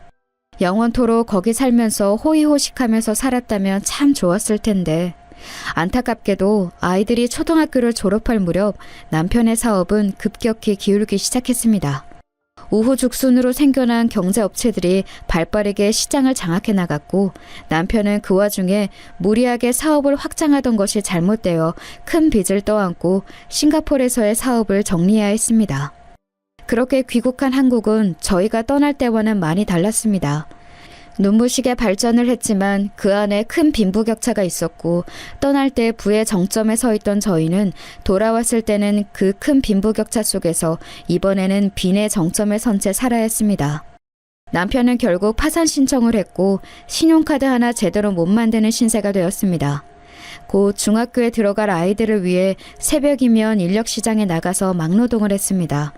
저도 결혼 전에 하던 일을 다시 하려고 알아보았으나 오랫동안 경력이 단절되어서 써주는 곳이 없었습니다. 급기야는 친언니가 하는 식당에 나가 일을 도와주며 근근히 생활비를 받아서 썼습니다. 무엇보다 아이들이 급격히 달라진 환경에 적응을 힘들어했습니다. 싱가포르에 있을 때는 넓은 집에 늘 기사 아저씨가 어딜 가도 차로 태워다 주던 환경에서 방 하나 딸린 좁은 집에서 내 식구가 살면서 가파르게 언덕진 골목길을 매일 걸어서 왔다 갔다 해야 했으니까요. 아이들이 딱 사춘기가 될 예민한 나이에 그런 환경을 제공해 줄 수밖에 없는 상황이 너무 미안했습니다. 아이들 교복 사줄 돈과 새로운 책가방 사줄 돈 정도가 수중에 있다는 사실에 감지덕지할 정도였습니다. 저희의 가정 상황이 이렇게 안 좋게 돌아갈 때쯤 동선에는 마치 약 올리기라도 하듯이 일이 더 잘 풀리기 시작했습니다. 서방님은 결혼과 동시에 댄서 일을 은퇴하고 댄스 입시학원을 차렸는데 학생들을 좋은 대학에 몇 번 보내더니 점점 입소문이 나서 학원은 점점 커졌고 그 이후 방송을 몇 번 타더니 이전과는 상상할 수 없을 정도로 규모가 커지고 중국에까지 진출을 해서 학원 법인까지 설립을 하게 되었습니다. 동서는 사모님 소리 들으면서 떵떵거리면서 살게 됐고요. 왜 약올리기라도 하듯이라는 표현을 썼냐면 동서의 기고만장이 하늘을 찌르기 시작했거든요. 그때는 저희 가족이 싱가포르에서 귀국하고 사태를 겨우 수습한 뒤 처음 맞는 설 명절이었습니다. 그동안 저희가 해외에서 사느라 온 시댁 식구가 모이는 것은 10몇 년 만에 처음 모이는 자리였습니다. 아이들도 거의 처음으로 할머니와 작은아버지, 작은어머니를 만나는 자리였죠. 저도 조카 준영이는 아기 때 잠깐 보고 이번에 처음 보는 것이었는데 중학교 3학년이 되는 조카 준영이는 서방님과는 다르게 큰 덩치와 험상궂은 인상에 풍채 좋은 학생으로 자라 있었습니다. 오랜만에 마주한 서방님네 가족과 어색한 인사를 나누는데 시어머니가 들어오시면서 한 말씀 하셨습니다. 돈 번다고 해외 나가서 코빼기도 안 비추더니 결국에는 쫄딱 망해서 이렇게 초라하게 돌아온 게냐? 그러게 사람이 분수에 맞게 살아야지 왜 그런 욕심을 부려가지고는. 항상 직설적으로 말씀을 기분 나쁘게 하시는 시어머니를 그동안 안 보고 살아서 좋았는데 시어머니 말대로 쫄딱 망해 돌아와서 시어머니의 기분 나쁜 독설까지 들어야 하니 정말 짜증이 났습니다. 하지만 언제나 그랬듯 핀잔하는 시어머니보다 말리는 척 은근슬쩍 매기는 동서가 더 얄미웠습니다. 아, 어머니, 서방님네가 뭐 일부러 그랬겠어요. 그런 욕심은 누구나 살면서 한 번씩 부려보는 거죠. 물론 우리 그이처럼 욕심을 부려서 그것을 성취하느냐 못하느냐의 차이만 있을 뿐이죠. 동서, 지금 그거 우리 들으라고 하는 말이야? 어머머, 아니요. 저는 그냥 형님네가 안타까워서요. 그리고 도영이, 도준이 이제 중학교 들어가는데 상황이 이렇게 됐으니까 아이들이 얼마나 힘들겠어요. 도영이, 도준아, 언제든지 맛있는 거 먹고 싶으면 이 작은 엄마한테 전화해. 알겠지? 아참, 너희 요번에 세광중 입학한다며? 잘됐다. 여기 준영이 형도 같은 학교야. 이제 3학년. 준영이 너 여기 사촌 동생들 학교에서 만나면 잘 챙겨줘. 알았지? 딱 이 문장만 들으면 조카들 걱정하는 정상적인 작은 어머니 같지만 뒤이어 나오는 말은 여전히 과시욕이 넘치는 변함없는 재수없는 동서의 모습 그대로였습니다. 아, 그리고 형님, 제가 여기 가방이랑 옷가지들 좀 여기 챙겨왔는데 이거 형님 하세요. 제가 정말 아끼는 것들인데 특별히 형님을 위해서 준비했다고요. 겉으로는 저를 챙겨주는 척하지만 누가 봐도 자기가 질려서 더 이상 안 들고 다니는 물건을 저에게 버리려고 가져온 것들이었습니다. 형님, 이거 엄청 비싼 명품이에요. 어쩌면 평생 가도 구경도 못할 최고급 브랜드라고요. 형님네 사정 어렵다는 얘기 듣고 제가 특별히 골라온 거예요. 잘 쓰세요. 됐어, 동서. 나 이런 거 들고 다닐 시간적 여유도 없어. 그러니 도로 가져가. 에이, 형님. 혹시 자존심 상해서 그러시는 거 아니죠? 이런 거 받는 거 부끄러운 거 아니에요. 막말로 당근 마켓에만 팔아도 형님네 몇 달 생활비는 나올걸요? 저는 그 말에 너무 화가 나서 모두가 모인 자리에서 폭발했습니다. 뭐야? 동서 지금 우리 거지 취급하는 거야? 어머, 무슨 말씀을 그렇게 섭섭하게 하세요, 형님. 참나, 도와줘도 왜 난리람? 도와줘? 도와줘? 딱 봐도 네가 쓰다가 질린 물건 나한테 버리는 거 내가 모를 줄 알아? 어머머, 세상에, 어이없어. 니라뇨? 아무리 그래도 애들 앞에서 예의는 지켜주세요, 형님. 아이고, 그만들 하거라. 지금 시애미 앞에서 이게 무슨 짓들이냐? 시어머니가 말리지 않았더라면 아마 그날 동서랑 저는 머리끄댕이를 잡아도 시원하게 잡았을 것입니다. 그래요, 어머님, 아버님. 사업이 망해서 어쩔 수 없이 귀국한 것도 사실이고 저희도 지금 사정 어려워서 매 밥 한 끼, 매달 생활비가 아쉬운 상황인 것도 사실이에요. 하지만 그렇다고 해도 어머님이나 동서 도움은 필요 없이 저희 힘으로 극복해 나갈 거니까 더 이상 그 부분은 말씀 안 해주셨으면 해요. 그럼 저희는 먼저 일어나겠습니다. 저는 그렇게 남편과 아이들을 데리고 먼저 자리를 박차고 나왔습니다. 문을 나서는 뒤로 시어머니가 혀를 차며 말씀하셨습니다. 만면일이라는 것이 어쩜 저리 드세누. 어휴. 내비두세요, 어머님. 형님이 지금 좀 상황이 어려운 상황이잖아요. 저 상황이면 누구라도 자격지심 생길 거예요. 저는 다시금 뒤돌아서 동서의 머리끄댕이를 잡아 뽑고 싶었지만 아이들을 생각해서 꾹 참고 문을 나섰습니다. 남편 사업이 망한 것도 서러운데 제일 싫어하는 인간으로부터 그곳으로 비아냥을 받아야 하는 상황이 너무 싫었습니다. 너무 열받고 자존심이 상해서 돌아오는 길에 눈물을 뚝뚝 흘렸습니다. 엄마, 왜 울어? 도영아, 도준아, 엄마 아빠가 미안하다. 왜 미안해? 울지마, 엄마. 그렇게 설날의 난리는 끝이 났고 어느덧 계절이 바뀌어 아이들이 중학교에 입학을 할 때가 되었습니다. 저는 어려운 집안 상황 속에서도 부디 아이들의 중학교 생활만은 순탄하기를 두 손 모아 간절히 기도했습니다. 하지만 하늘은 저의 그런 간절한 기도를 처참하게 외면했습니다. 아이들이 중학교에 입학한 그 해였습니다. 아이들은 힘든 과정 상황 속에서도 다행히 중학교에서 적응도 잘하고 친구도 잘 사귀는 것 같았습니다. 그런데 아이들이 학교가 끝나고 집으로 돌아온 어느 날, 그날따라 아이들의 낌새가 조금 이상했습니다. 쌍둥이 두 녀석이 똑같은 얼굴, 똑같은 표정으로 울상이 되어 있었습니다. 도영아, 도준아, 무슨 일 있었어? 표정이 왜 그래? 아니야, 엄마. 아무 일 없었어. 아무 일 아닌 게 아닌데 엄마한테 얘기해봐. 아무것도 아니라니까. 쌍둥이들이 한 입을 모아 아무것도 아니라며 신경질을 내고선 방으로 들어가 버리는데 아무래도 느낌이 조금 이상했습니다. 도영, 도준, 얼른 나와서 씻어. 우리 오늘 안 씻을 거야. 왜 또 쓸데없는 고집이야. 오늘 날 더우니까 빨리 나와서 씻어. 안 씻는다니까. 아휴, 이놈 새끼들 요새 말을 왜 이렇게 안 듣는지. 얼른들 안 나와? 저는 억지로라도 아이들을 끌고 화장실로 가서 씻기려고 방문을 강제로 열었습니다. 그런데 그때 두 녀석이 교복 셔츠를 벗고 있다가 제가 들어서니까 화들짝 팔뚝을 가리는 게 아니겠어요? 뭐야, 너네? 뭔데 가려? 이리 와봐. 아무것도 아니야. 얼른 이리 안 와? 저는 아이들이 가린 팔뚝을 억지로 내보이게 했는데 거기에는 콩알만한 크기의 화상 자국이 있었습니다. 두 아이 다 똑같은 팔뚝 위치예요. 어머나, 너네 이거 왜 이래? 그냥 과학실에서 우리끼리 장난치다가 화상 입었어. 엄마한테 혼날까봐 일부러 얘기 안 한 거야. 아이고, 내가 못 산다. 얼른 이렇게 해봐. 약 발라줄 테니까. 조심 좀 하지. 그러게 왜 과학실에서 불 가지고 장난을 쳐? 아이들은 시무룩한 표정으로 제가 약 발라주는 것을 바라보고 있었습니다. 다음부터는 조심하고 다시는 불 가지고 서로 장난치지 마. 알았지? 네.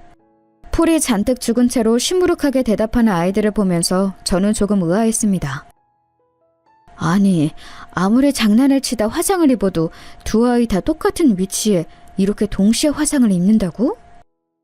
저는 무언가 깨름직했지만 아이들이 그렇다고 하니 그날은 그렇게 넘어갔습니다. 그런데 며칠이 지나지 않았을 때쯤 아이들의 수상한 행동은 한 번 더 계속되었습니다.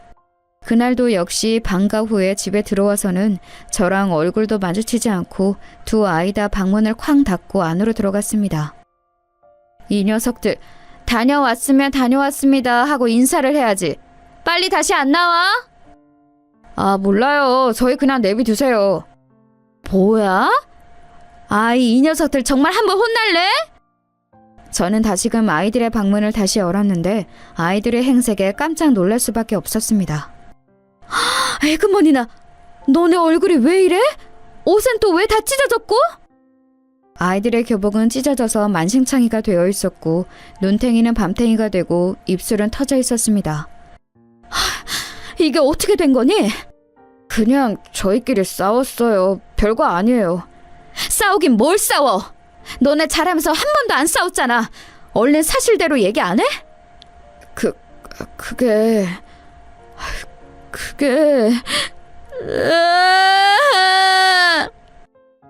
제가 계속 추궁하자 아이들은 끝내 울음을 터뜨렸습니다. 한참을 그렇게 울더니 진정이 좀 되자 아이들은 이게 어떻게 된 일인지 자초지종을 설명했는데 저는 정말 경악을 금치 못했습니다. 학교에서 일진 형들에게 잘못 찍혀서 수개월간 계속 괴롭힘을 당했는데 그 정도가 점점 심해지더니 오늘 이렇게 훔씬 두들겨 맞기까지 한 겁니다. 처음에는 500원, 1000원씩 삥을 뜯기 시작하더니 흔히 빵 셔틀이라고 말하는 매점 심부름과 방과 후 가방 셔틀까지 하루가 멀다 하고 심하게 괴롭혔다고 합니다. 행여 심부름을 잘못하면 우유를 아이들 머리에 붓기도 하고 자기 옷에 우유가 튀었다며 빨아오라고 시키기도 했다고 합니다. 나중에는 담배 심부름까지 시켰는데 아이들이 자기들도 미성년자인데 어디 가서 담배를 구하냐고 죽는 소리를 하자 건방지게 말대꾸를 한다며 아이들 팔에 담배빵을 내기도 했습니다. 며칠 전 아이들 팔에 난 화상 자국은 다름 아닌 일진 형들이 담뱃불을 팔뚝에 지져서 낸 자국이었습니다. 쌍둥이니까 똑같은 자리에 하나씩 놔주겠다면서요. 그날 이후로 아이들은 미성년자에게 담배를 파는 가게를 백방으로 찾아다니며 담배 심부름을 했는데 생각보다 받아주는 가게가 잘 없자 일진 형들은 그것을 제대로 못 구하냐며 아이들을 이렇게 두드려 패놓은 것입니다. 저는 아이들의 이야기를 듣고 너무 놀라서 당장에 아이들을 데리고 담임선생님을 찾아갔습니다. 상황을 들은 담임선생님은 미처 신경 쓰지 못해 죄송하다며 저에게 사과를 하셨고 아이들에게 자신들을 괴롭힌 일진들의 이름을 적어보라고 했습니다. 아이들은 쭈뼛쭈뼛하며 그 일진들의 이름을 적어냈습니다. 김지환, 박재철, 황민수, 임준영. 응? 잠깐, 임준영? 임준영이라면 네 사촌형 임준영? 그럼 너를 괴롭힌 일진 중에 그 한 명이 준영이 그 자식이란 말이야? 응, 맞아. 준영이 형이 그 일진 중에 대장이야. 그래서 더 못 말한 것도 있어. 그래도 사촌형이니까. 뭐라고? 그럴수록 더 얘기를 했어야지. 어머님 진정하시고요. 이럴 때일수록 아이들을 탓하시면 안 됩니다. 일단 절차대로 제가 처리하도록 하겠습니다. 저는 너무너무 화가 났습니다. 아이들의 학교 폭력에 시달린 것도 가슴이 찢어지는데 그 주동자가 딴 사람도 아닌 아이들의 사촌형이라니 저는 이대로 가만두어선 안 되겠다고 생각했습니다. 그 길로 집에 돌아와 동서에게 전화를 걸었습니다. 여보세요? 이봐 동서, 준영이가 학교에서 일진인 거 알고 있었어? 그리고 일진이랍시고 우리 도영이 도준이를 심하게 괴롭혔다네? 네? 에이, 어디서 헛소문 들이신 거 아니에요? 우리 준영이가 얼마나 착한 애인데요. 벌써 증거 다 모아서 애들 담임선생님께 제출했어. 우리 이번 일 그냥 안 넘어간다? 기다리고 있어. 뭐라고요? 아니, 형님! 동서에게 그렇게 선전포고를 하고 며칠 뒤 담임선생님으로부터 학교폭력위원회가 열린다는 안내 전화를 받았습니다. 언제까지 아이들과 함께 학교에 오면 된다고 하셨습니다. 저희는 절대 선처를 안 해줄 생각을 가지고 그 자리에 참석했습니다. 가해자 학부모들도 역시 자리를 했습니다. 거기에는 당연히 동서도 있었고요. 안녕하세요. 저는 이번 학교폭력위원회 위원장을 맡은 학생부장 쥐황교입니다. 먼저 이런 일로 학부모님들을 뵙게 되어 굉장히 유감스럽게 생각하게 됩니다. 전해주신 신고 내용은 꼼꼼히 잘 살펴보았습니다. 임준혁 학생의 주도로 준혁 학생의 친한 친구 몇 명과 함께 임도영, 임도준 학생을 괴롭힌 사실은 분명하게 입증이 되었습니다. 그런데 왜 그러세요, 위원장님? 무언가를 말하기 머뭇거리는 위원장님께 제가 재촉하듯 물었습니다. 아무래도 이 사태를 주도한 준영 학생과 도영, 도준 학생의 관계가 친인척 관계에 있다 보니 이 사안을 학교폭력위원회에서 다루기보다는 개인의 가정사로 모아 동서지간에 계신 두 학부모님들께서 합의하에 원만하게 해결하시는 것이 좋을 것 같다는 의견이 나왔습니다. 뭐라고요, 위원장님? 이건 분명하게 학교폭력이라고요. 사촌 관계 여부를 떠나서 아이들이 분명하게 괴롭힘을 받았다고요. 아이들 팔에 이 담뱃불 자국 안 보이세요? 그것이 저희도 참 유감스럽습니다만 정이 그 부분이 마음에 걸리시면 친족 간의 상해죄로 따로 고소를 하심이. 이게 무슨 경우예요 도대체? 지금 학교가 할 일을 개인에게 책임을 떠넘기는 겁니까? 다시 한번 유감스럽게 생각합니다. 아무튼 이것으로 이번 학교폭력위원회는 마치는 것으로 하고 준영이 어머님과 도영, 도준이 어머님은 따로 남아서 이야기를 나누시지요. 그럼 저희는 이만. 참, 어이가 없네요.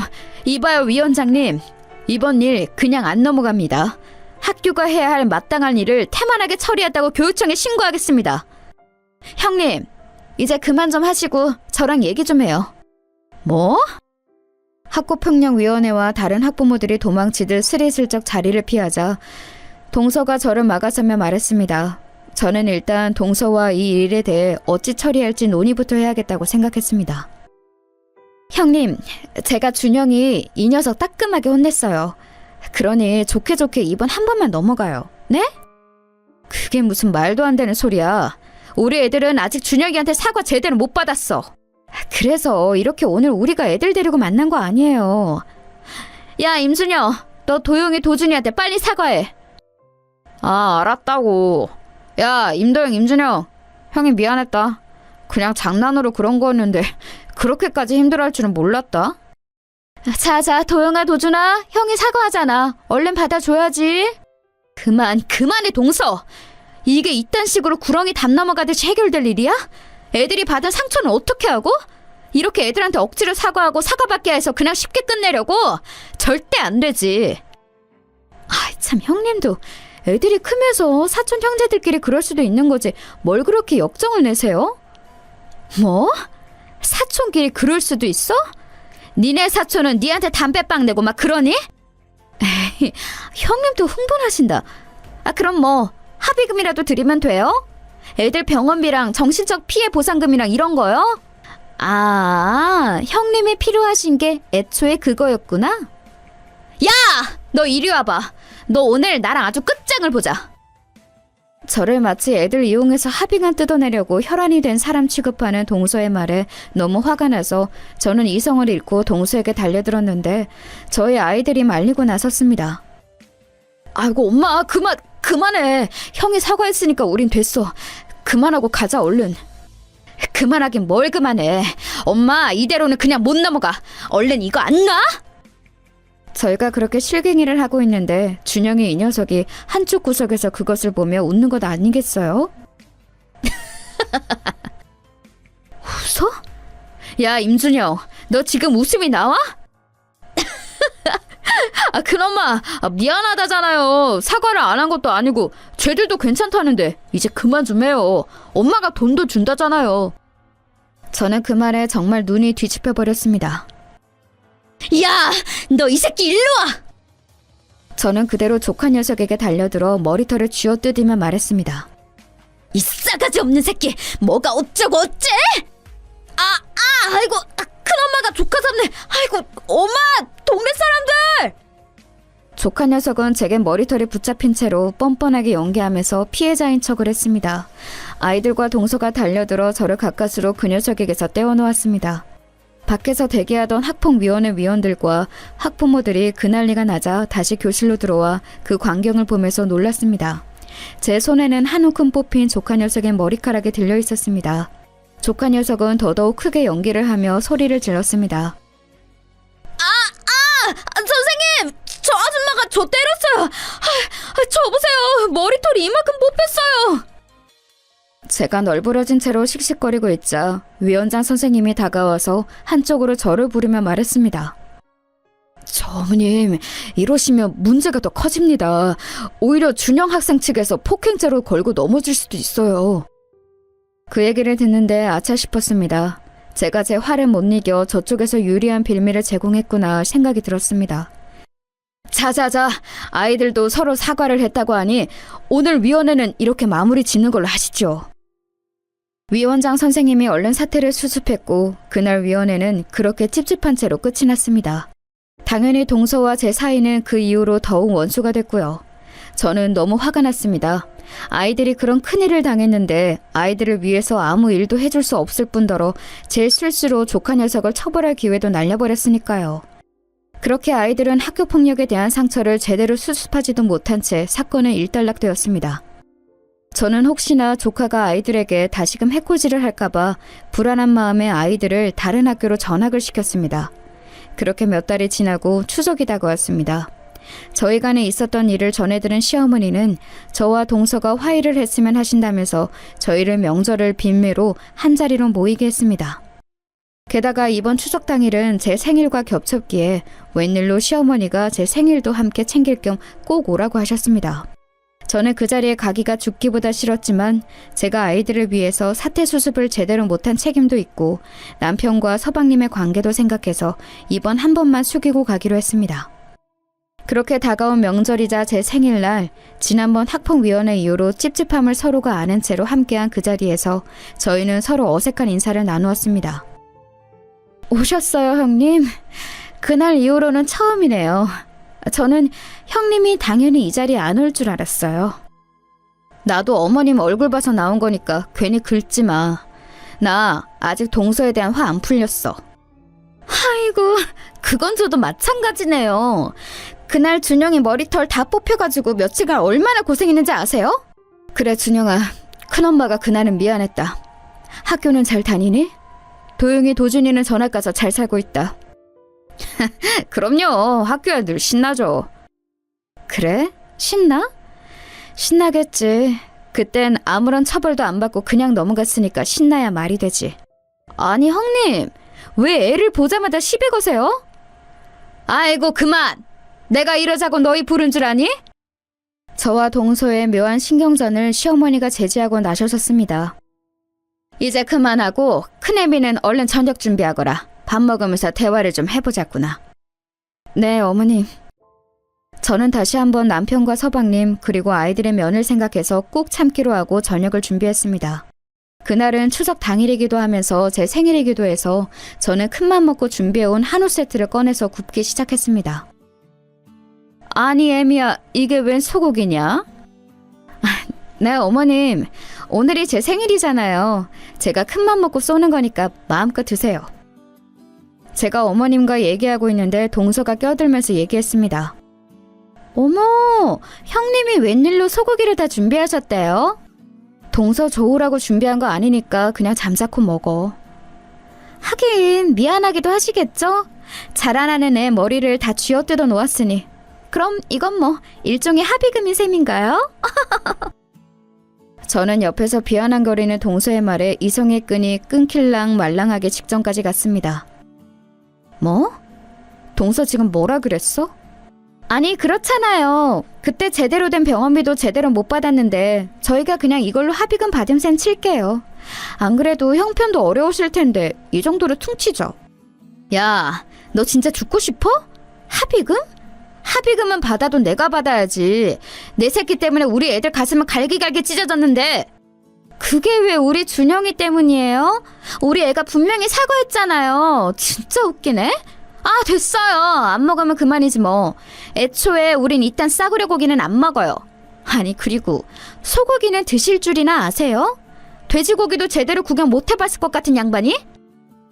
저는 그 말에 모든 이성의 끈을 놓고 동서의 귀싸대기를 올려붙였습니다. 이게 지금 무슨 짓이에요, 형님? 그래, 나 소고기 먹을 줄도 알고 너도 접해일 줄 알아.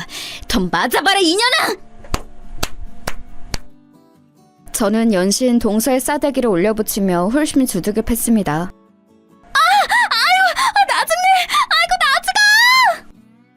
여보, 왜 이래? 엄마, 그만해! 저의 느닷없는 폭주에 가족 모두가 달려들어 저를 말렸고 그 상황을 지켜보던 서방님의 화가 머리끝까지 치밀어 올랐는지 제게 크게 화를 냈습니다. 형수님, 아무리 그래도 이건 경우가 아니죠. 안 그래도 준영이 녀석이 사과드리려고 오늘 뵙자고 한 건데 왜 애꿎은 애엄마한테 이렇게 폭력을 행사하시는 겁니까? 저 이 일 그냥 안 넘어갑니다. 저는 잠시 화를 가라앉히고 서방님에게 차분히 말했습니다. 서방님, 이 멍청한 서방님아, 임지석! 내가 너 뜬금없이 결혼한다고 할 때부터 뭔가 이상했어. 넌 왜 그렇게 멍청하냐? 뭐라고요? 형수님 지금 무례하게 그게 무슨 말씀이세요?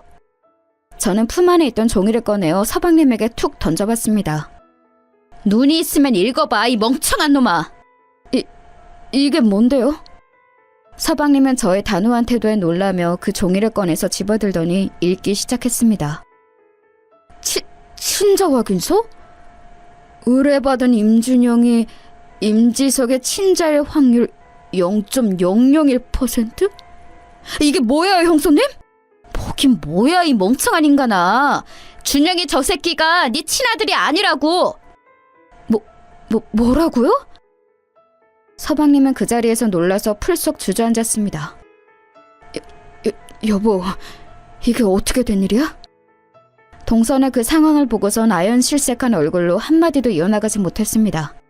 여러분도 지금 이게 어떻게 된 상황인지 궁금하시죠? 네, 맞습니다. 저희 아이들을 괴롭혔던 조카 준영이 녀석은 말 그대로 서방님의 친자가 아니고요. 서방님은 동서에게 속아 사기 결혼을 한 것입니다. 어떻게 제가 그 사실을 밝혀냈냐고요? 제가 왜 동서로부터 받을 보상도 포기하면서 준영이 녀석에게 달려들어 머리털을 한 움큼 뽑았을까요? 네, 저는 오랜 싱가포르 생활을 마치고 귀국을 해서 명절 모임에서 준영이를 보았을 때부터 무언가 이상한 촉이 왔습니다. 서방님은 덩치도 작고 얼굴도 얄쌍하게 생긴 기생오라비상인데 그 아들이라는 준영이 녀석은 인상도 험상궂고 또래에 비해 덩치도 엄청 컸거든요. 거기까지만 해도 그냥 아버지랑 안 닮은 아들인가 보다 할 수 있었을 텐데 저는 아무래도 동서라는 인간의 행실이 바르지 못하다는 것을 겪어서 알고 있었잖아요. 어쩌면 준영이가 서방님의 아이가 아닐 수도 있겠다는 생각이 불현듯 스쳐 지나갔는데 제 이런 날카로운 촉을 꼭 증명할 기회가 좀처럼 보이지 않았죠. 그런데 하필 저희 아이가 서방님의 친자가 아닐지도 모르는 아이한테 학교 폭력을 당했다고 하니 도저히 그냥 넘어갈 수가 없어서 이런 복수극을 기획한 것입니다. 몇 푼 안 되는 합의금 받고 아이들을 억지로 화해시키는 것보다 동서를 완전 나락으로 보내버리는 게 더 효과적이겠다고 판단을 한 것이지요. 준영이의 머리카락은 그렇게 구했고 서방님의 DNA를 구하는 것은 일도 아니었습니다. 남편이 건강검진을 받으면서 가족력 질병검사에 필요해서 그러니 동생에게 혈액 샘플을 좀 뽑아달라고 부탁을 한 것입니다. 말도 안 되는 뻔한 거짓말이었지만 서방님은 형의 부탁이니까 별 의심하지 않고 그렇게 피를 몇 방울 뽑아주었고 제가 그것을 모아 친자 확인을 의뢰했던 것입니다. 남편도 자신의 동생을 위한 일이니 저의 이런 계획에 적극 동참했지요. 결국 그렇게 준영이가 서방님의 친자가 아니란 것이 밝혀지자 집안은 발칵 뒤집혔습니다. 너 이년, 니년이 감히 나한테 어떻게 그렇게 십수년의 시간을 숨기고서. 미안해 여보. 나 그때는 정말 여보 말고 의지할 사람이 아무도 없었어. 정말 미안해. 지소가 그만해. 이제 다 끝났어. 재주씨는 이 길로 준영이랑 이 집안에서 짐 싸서 나가세요. 이혼 소송은 저희가 알아서 마무리할 테니까 다시는 우리 집안에 나타나지 말고요. 얼른 나가세요. 남편은 동서와 준영이를 등 떠밀어 내쫓았고 서방님은 그렇게 망연자실 주저앉아 한참을 울었습니다. 아이들에게 이런 막장 드라마를 실시간으로 보여주어 마음이 편치는 않았지만 그래도 못된 사람들이 통쾌하게 벌을 받는 모습을 꼭 보여주고 싶었습니다. 차후 동서 앞으로 진행될 사기 결혼과 피해 보상에 대한 소송 결과가 또 한 번 아이들에게 정의를 보여주겠죠. 그렇게 첫 만남부터 꼴보기 싫었던 인간말종 동서에 대한 복수극은 잘 마무리가 되었습니다. 나중에 재판에서 밝혀진 내용인데 동서는 준영의 친부가 누구인지도 기억도 안 난다고 합니다. 누구 애인지도 모르는 채로 작정하고 서방님 아이인 것처럼 속여서 결혼한 것이 입증되어 사기죄로 무거운 형사처벌을 받고 피해 보상금 또한 막대하게 물어주게 되었다고 합니다. 정말 인간의 탈을 쓰고 어떻게 그런 일을 벌일 수 있는지 모르겠습니다. 어쨌거나 눈엣 가시 같던 동서가 큰 벌을 받고 저희 집안에서 내쳐졌으니 알토니가 쑥 빠진 기분입니다. 다행히 아이들도 그 이후에 전학간 학교에서 잘 적응을 해서 잘 다니고 있고 남편이 새로 시작한 사업도 조금씩 손익분기점과 가까워지고 있습니다. 남편 말로는 이대로만 가면 어쩌면 예전에 먹고 살기 넉넉했던 때로 다시 돌아갈 수도 있다고 합니다. 저는 다른 것 안 바라고 그저 앞으로는 저희 집안에 평화로운 일만 가득했으면 좋겠습니다. 제가 준비한 사연은 여기까지입니다. 감사합니다.